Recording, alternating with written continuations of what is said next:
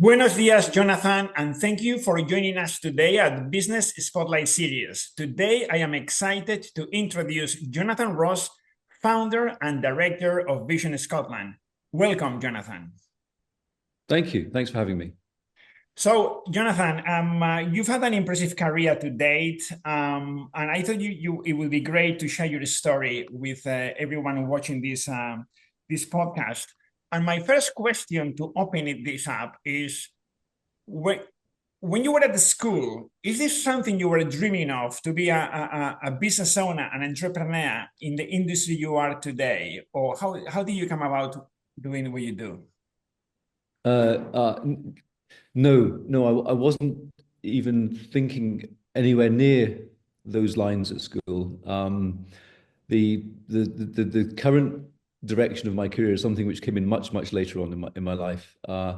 School for me was in Edinburgh and then in West London, in Uh-huh. a family of public sector workers in healthcare, not doctors, but NHS management and NHS laboratory science was the background of my parents. And on the back of that, I wanted to go into healthcare myself as well, and work in the NHS.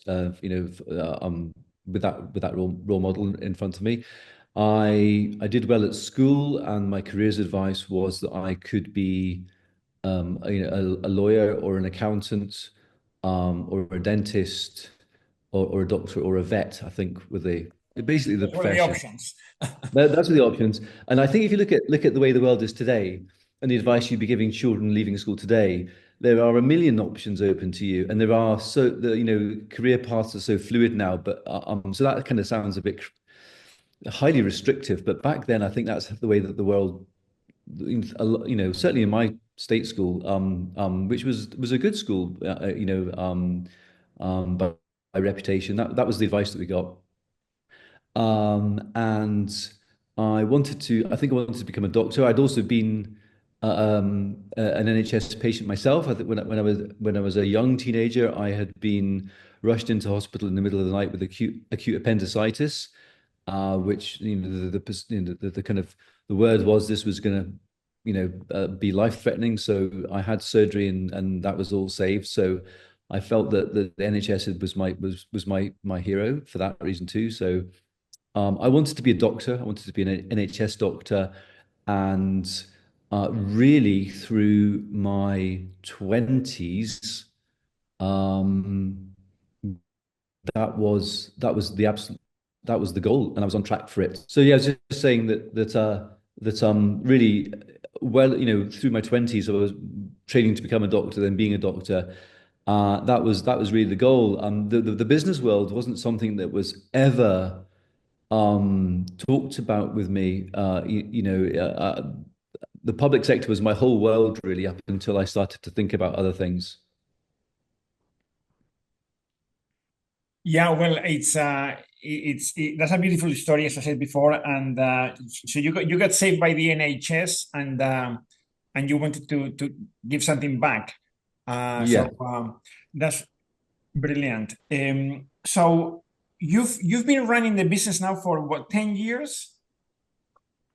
Yeah, 10, depending on where you call the starting point, 10 to 15 years. Okay. And have things pan out the way you envisaged when you set up the business back then? That's a really hard question to answer.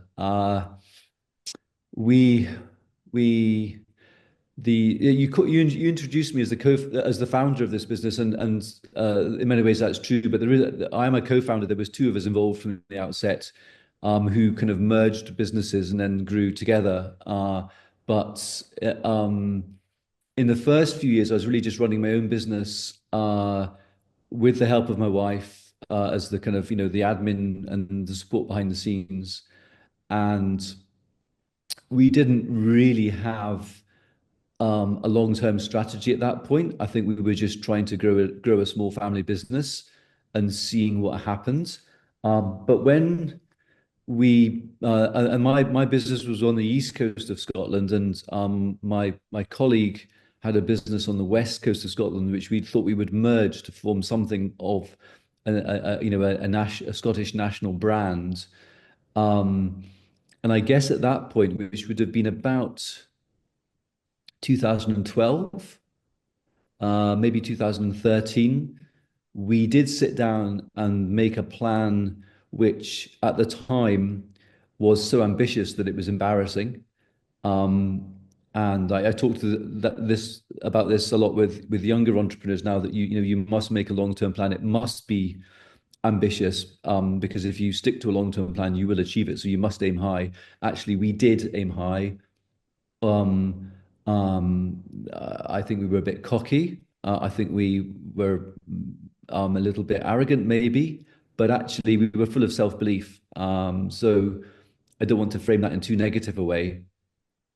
And I think we saw an opportunity in the market that was where there was a vacuum. I think there was no one doing what we were planning to do. So it kind of made sense. But it was very ambitious, and what you really learn from that 10-year trajectory of following that strategy day by day, um, you know, one step forward, one step forward, one step back, one step forward, one step back, maybe two steps forward, is that actually over time you start to achieve things which, if you had just said let's get to the end point, you would never have done it, because it was just too big a beast to kind of know how to deal with at all. Um, but the way to achieve great things is to make a long-term plan and then to aim to do a tiny bit every day towards that goal on that roadmap. And I think we've absolutely seen for ourselves real tangible evidence that's how you do it. And and and the key thing is not to get distracted, because everyday life throws things at you which are a distraction from that one thing, whether it be at home or whether it be at work or in some other sphere. The key thing is to just to kind of keep your focus on on the core thing, and remember that that's what you're there for and to do. Brilliant. You've touched upon a number of things actually. So you said, we were very ambitious to the point of maybe being arrogant, but then you Hmm. said the word self-belief, okay, which is Yeah. a nicer word than arrogance, okay. Yes. Agreed. So that self-belief, I get you had such a strong vision of what you wanted to achieve, that vision gave you the self-belief. And there's a lot to be said about having clarity of what you want to achieve. That propels you, that just, rocket fuel, having Yeah. that clarity of such an ambitious goal. Then you touched upon the point, there was a gap in the market. That's more Mhm. rocket fuel to go for it. Yeah. Um, then you said it was too big a beast. And I think many of us have heard the expression, how do you eat an elephant? A bit at a time. Yes, exactly. Well, you were a bit at a time, right? Yes. Uh, So but if how I do could you, go back to these words I was using, because I think, um, I think actually it's important to use these words, because the truth is, if you make a big plan to do something like this, nobody knows whether they're going to succeed or not at the beginning. It's a leap of faith for everybody that tries to do this sort of journey. And there will be self-doubt. There will be voices telling you externally and in your own head that, oh, why should you believe that you could achieve this? This is very ambitious, and there will be a voice inside telling you that you're being arrogant or getting ideas above yourself. And I think that's probably natural for most people, and it is important to recognize that um, that there is a voice of self-doubt, a negative voice, and that you have to be able to live with that, um and know that that's okay, and still keep going on regardless. definitely. And I will say, okay, everybody has self-doubt at some point in the day or the week or the month or the year. We all have that negative voice in our head, and I think successful people are those who are able to control those negative thoughts. And a way to control those negative thoughts is by having a strong vision. Vision gives conviction. So if you haven't got Yes. weapons to battle those negative thoughts, you are at the mercy of those negative thoughts. So you need something stronger than those negative thoughts. You do, you Uh, do. And yeah. the more you, and as you make progress, actually, things do start to get easier in the sense that I think you can reach a point in growing an organization where it then becomes impossible to go back because once you have got clients to look after, long-term clients to look after, once you've got staff that you're employing who are expecting to be, you know, paid, have their pension sorted out, have their national insurance sorted out, have career progression and personal development of their own. Once you have buildings to look after, a board to work with, you do get to a point where you simply can't just sort of go, I've changed my Yeah. mind, this is too much, let's just stop. You just can't do that at a certain point. Yes. Is what I call burning the bridge behind you. Yeah, We kind of, or burning the boats, burning the like Pizarro did in South America. yeah. We are here we are in it to win it. I don't know if you're familiar with Shakespeare, but there's a play, a Scottish play, appropriately so, by Shakespeare called Macbeth. Yes. And there's a quote, there's a scene in Macbeth which talks about how you get to a point, and actually in that context, the context is murdering people. So we'll say that that's slightly different from this. But Macbeth at one point has to go forward and he has to kind of murder more people, and he's like, "Oh gosh, can I Yes. do this?" But he says, "I was so steeped to my own blood that would be easier to go forward than to turn back." And Yes. what he's saying is, going back almost looks worse than going forward, or more impossible. So I just have to Yeah. kind of keep going on this. I'm not sure if it's a great analogy in that. Yeah. With It is a great analogy, but yeah. I mean, it's a the powerful sentiment's the same. it's a powerful analogy. That Yeah, definitely. yeah, Um, Brilliant. And then you also talked about distractions, shiny objects that all entrepreneurs, business owners, particularly if you are more of a visionary, if you're a visionary, then you suffer more about shiny objects. You can, oh, let's do this, let's do that, and hmm distractions. So tell us a bit about how because everybody has that. So how do you go about, fighting, if you like, distractions, shiny objects, to focus on the one thing? yeah, yeah. So that's a really good comment because I'm like that, and I'm an ideas person. So I always have more things that I want to execute and to do than are possible. And my co-founder is perhaps more the kind of the sensible one, going, well, hang on a minute. Let's look at that in more detail, and let's look at the downside. So there's a nice dynamic in the boardroom between two very different approaches, which I think works quite well. Um, and also, I think as organizations get bigger, there are more people filtering your suggestions Yeah. and understanding them than there are when you're smaller. So as you get bigger, you've got more collective common sense input into these things, and also you've a bigger organization is harder to change direction than a smaller one.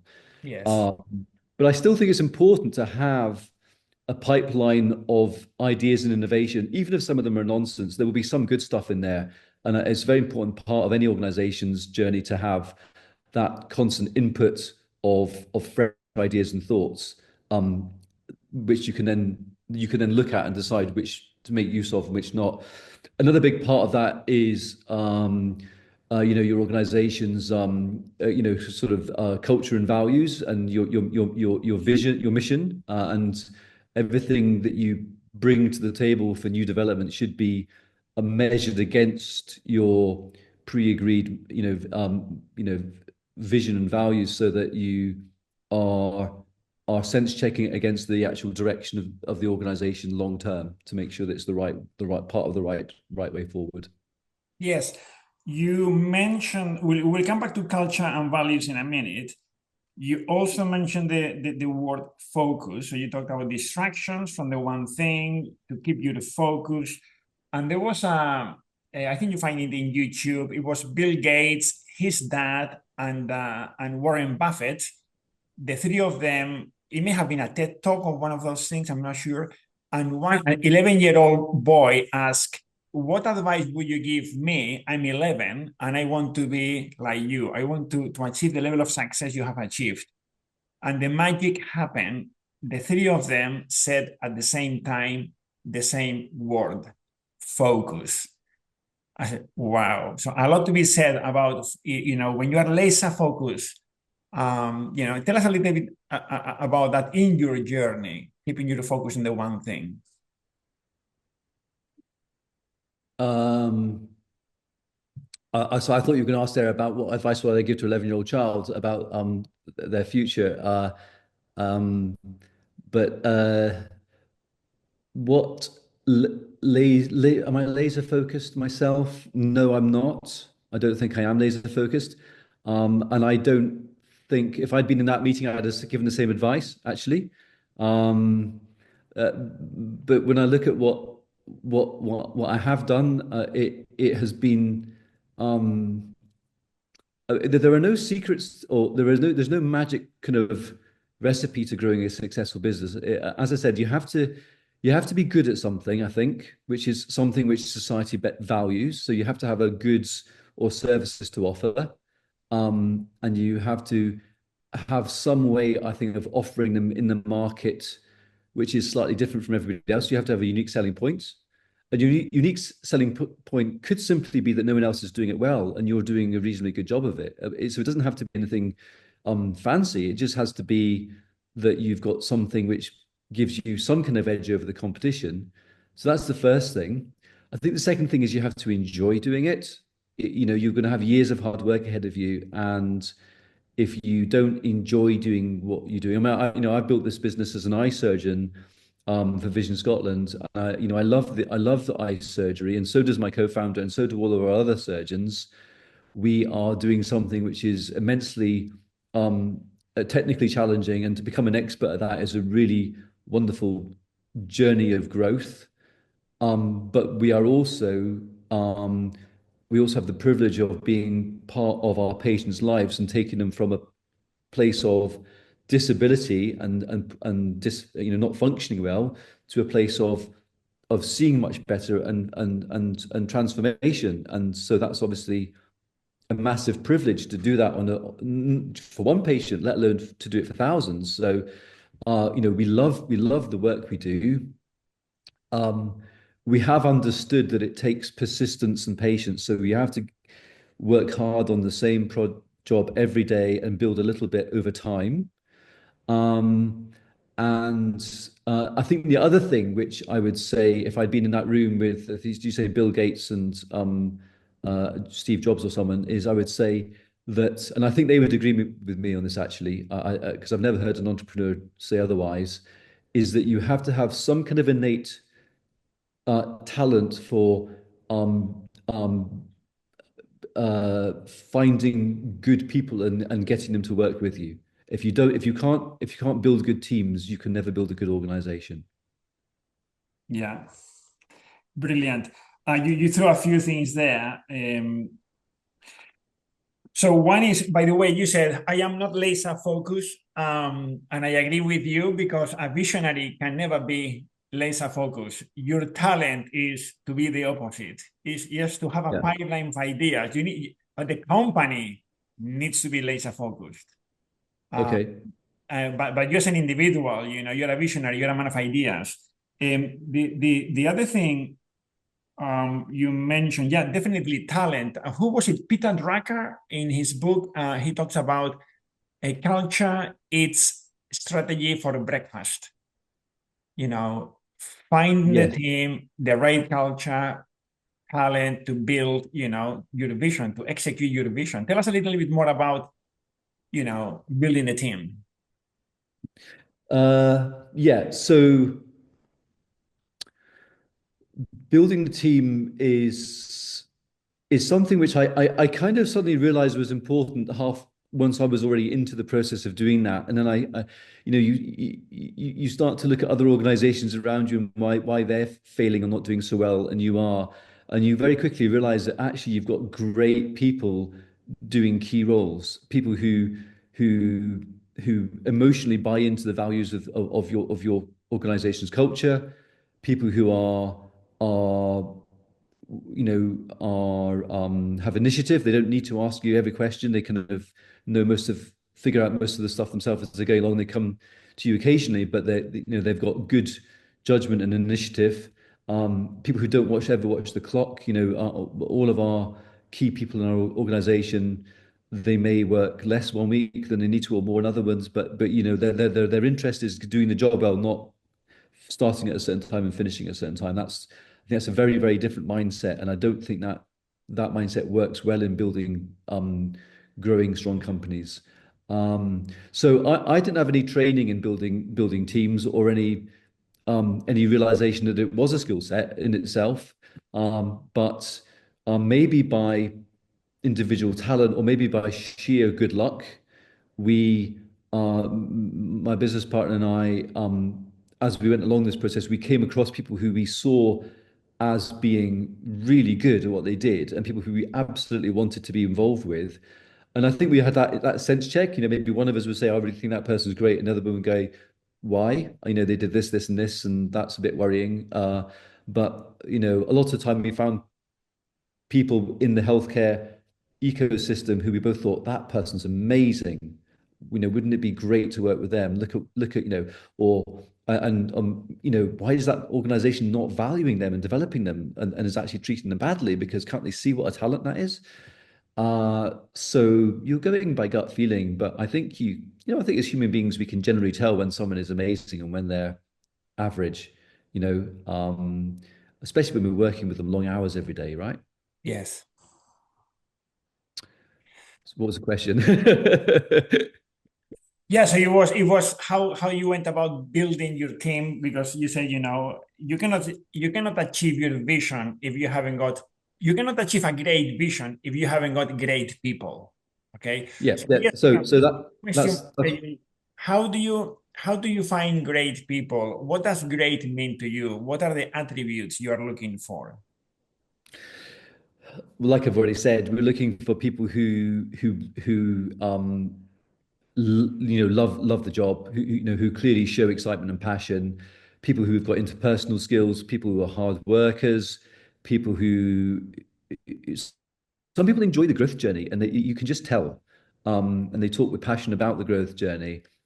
Um, uh, People who um,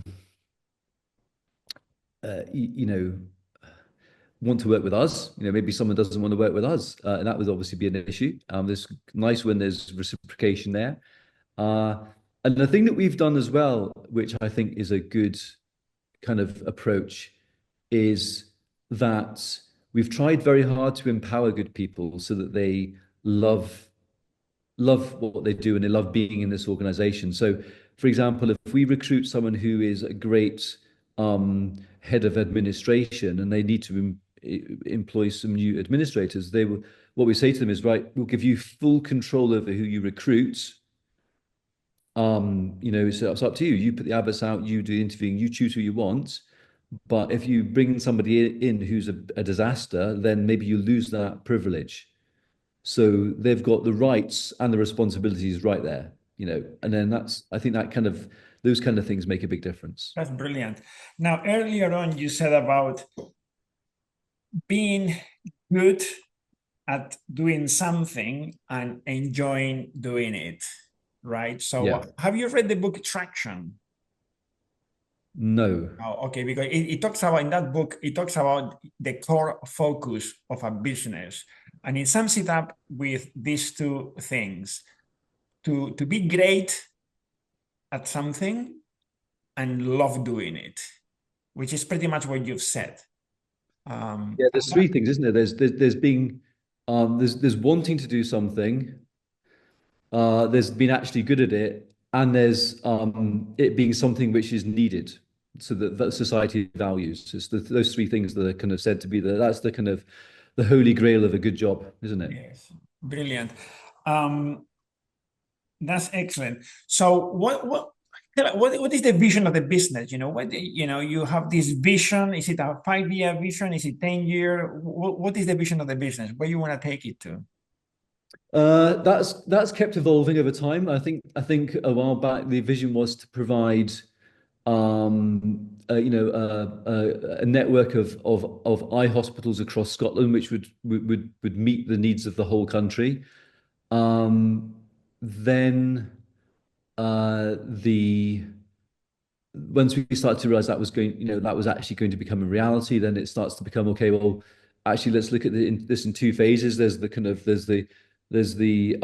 quantity. The early is side of the journey is the quantity, getting big enough to be able to do that, and then but that's actually your kind of foundation. You've then got your quality indicators on top of that. So you start saying, right, we're doing a good job. We think we're doing a better job than other providers, but let's call this our baseline. Let's not get complacent. Let's say, how, what things do we want to start doing now that will make us better and keep getting better? So it's things like, can we make the complication rates even lower?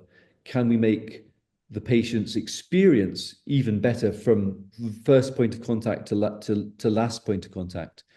Can we start using technology in really innovative ways? So can we bring in AI to start doing things much better than we're currently doing them? Um, can we have more points of contact? Can we do more? Can we do more impactful research? Can we build a team for that?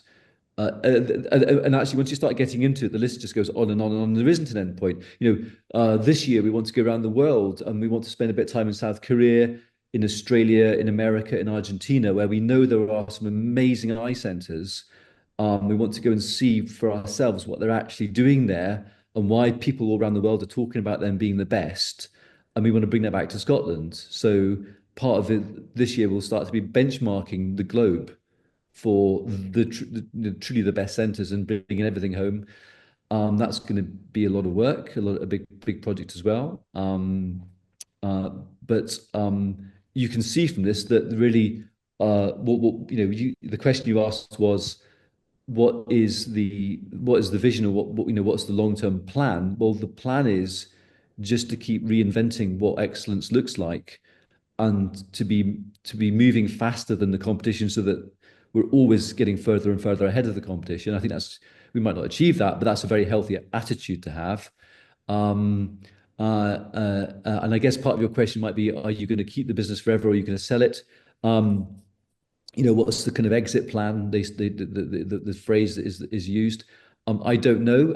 I can tell you that right now we're really enjoying owning it and running it, and there isn't really any conversation going on about selling it. But maybe when we get older, we'll think about that more, I guess. Maybe there'll be a family succession plan in place. But right now, we're just looking at, let's get to the right size, and then let's get a really strong steering group together of innovators to drive quality forwards indefinitely. Brilliant. Um, so moving on to, how do you relax outside business? Obviously, it's taking a lot of time and effort to get to where you are. How do you relax outside business? Can you relax? Do you relax outside business?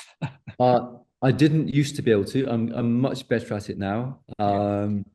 We now have about 30 surgeons working in the organization, which means that I'm not quite so busy operating all the time, which has allowed me to focus more on leading the company. But I'm also increasingly, enjoying time just being at home. I've got 4 children at home, and just do really simple things, actually, a bit of cooking, going to the gym with my wife, going out for walks, spending a bit of time with friends. Nothing dramatic or exciting here. Doing quite a lot of reading as well. I like to read. Um, we live here we actually live in Edinburgh, but we have a very small cottage in the countryside, and just spending a little bit of time there in the middle of nowhere is lovely too. Just the peace and quiet of that. Um, so that's kind of what we do to relax. Brilliant, excellent. Um, do you have a book, a favorite book, or one of the books that you say, wow, it had an impact in your life? It could be a business book, a non-business. Oh, there are so many good books to choose from. I did an MBA in Chicago last year, which had a great reading list attached to it, all sorts of inspirational books. Um, I think in some ways, although it's not a great book, the book that I relate m to most when I get asked this question is, I think the book that for the very first time ever really made me reevaluate the way society works and what my options were. Um, and you'll hate me for saying this, but it's you've heard of the Rich Dad Poor Dad series by Robert T. Kiyosaki. I have it He's here. got one. He's got one. Yeah, The Guide to Investing, right? I think that's one of the later ones. But I think I can't remember now. I literally read it 15, 20 years ago. But I think the first book he wrote was called Rich Dad Poor Dad, which was just about the story of having two fathers, and one was kind of like my dad, kind of like a strong socialist, and the other one was this kind of business guy, and then trying to reconcile the two different ways of thinking as he grew up. But the second book he wrote was called Cash Flow Quadrants. correct. I was given cash flow quadrants when I was in my I think my early 30s. With no preconceptions about what it was about, and I read it, and it truly changed the way I thought Yeah, same. overnight. Um, and I recognized that it was not a really well written book. This guy's not maybe like a literary wizard or anything like that, but he did present the story very clearly and simply in terms that were accessible to someone without any business or financial training.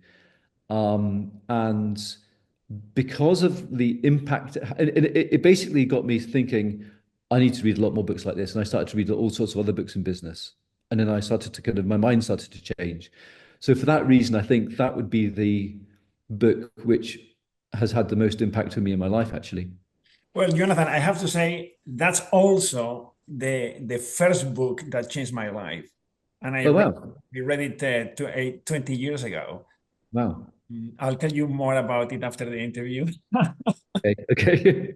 The second book that changed my life is called Traction, and I will tell you a few things about it. It's a business book also, and but yeah, there are for me. I think that the point here is that a book can be transformational, and it's what you do with it. It can be. It's what you I'll do. chuck another one in just very quickly, which I read I bought at an airport a few years ago by who is now someone who is now one of the most celebrated authors in modern times, a guy called Yuval Noah Harari, and he wrote I think it's his first book. He's written four now, called Sapiens. Okay. And it's a 1,000 page book, but it's one of the best summaries of modern humanity I think that exists. And there's lots of stuff covered, and I thought it was just brilliant in its coverage of the human race and modern civilization. And there was a section in it about two-thirds of the way through, which was like a philosophical discussion about what money is. Hmm. And of course, you think, well, you know what money is? It's money, right? You use it and you buy things.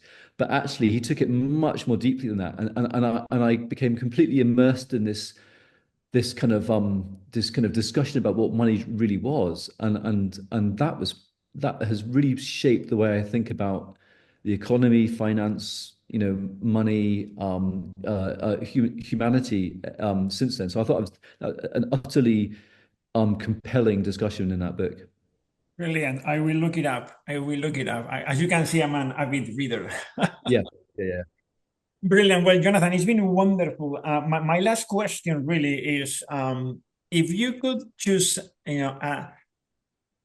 a day in the life of, who would you love to spend a day with? It could be a living person or somebody from the past that you find interesting, fascinating, or whatever, you know. Is there somebody that says, comes to mind?